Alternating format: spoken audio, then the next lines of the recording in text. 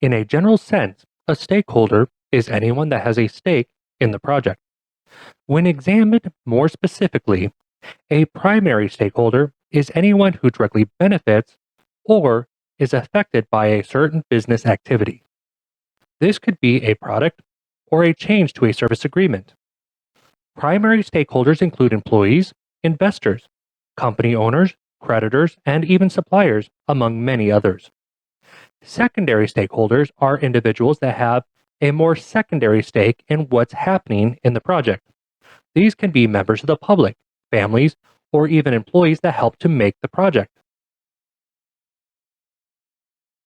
In order to improve your processes and products with Six Sigma, you need to identify your stakeholders. This can be done using brainstorming sessions, for example, with your project sponsor or your team. When you brainstorm with your team, there are several key questions that you should ask and consider together. These questions include who will be impacted, who would provide the inputs, who would use the input, who might hamper the progress, and who uses the process. These questions will help you identify who should be included in the list of stakeholders for your project. Stakeholder management is critical to the success of a project. If stakeholders are not supportive or they are against the project, their impact can be extremely detrimental to the success of that project. There are times when a stakeholder may even want to impede the process of a project, potentially because there is competing interest and a lack of time to focus on specific project details. There are two factors to consider about every stakeholder. The first is their level of interest in the project and its outcome. The second is the potential impact or power they can have over the outcomes. You need to understand the goal of stakeholder management. It is to get reluctant or potentially hostile stakeholders on the side of the project, to the point where they are positive about the project's success and outcome rather than negative about it. You also want to get uninterested stakeholders enthused and actively supporting the project. There are a couple of tools that you can use to help manage stakeholders. The first tool is the Stakeholder Register, which is used to identify and manage stakeholders.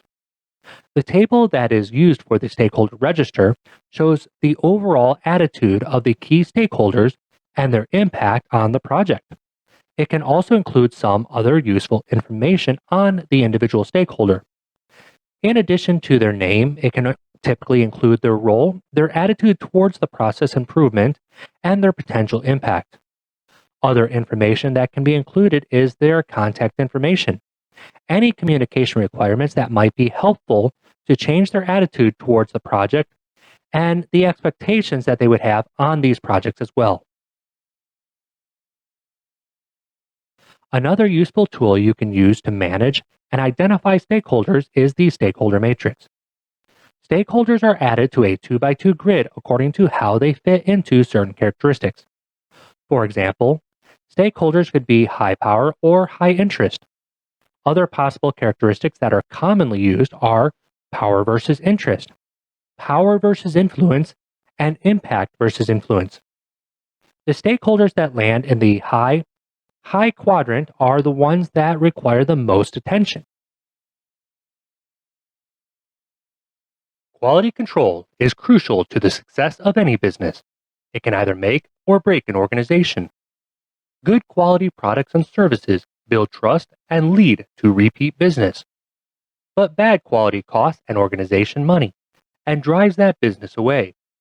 Every week, we upload new videos between 5 and 10 minutes in length, where we will focus on the concepts and strategic implementation of Lean and Six Sigma.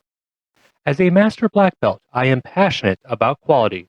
And if you are too, then click subscribe to be notified whenever we upload our next Lean Six Sigma video.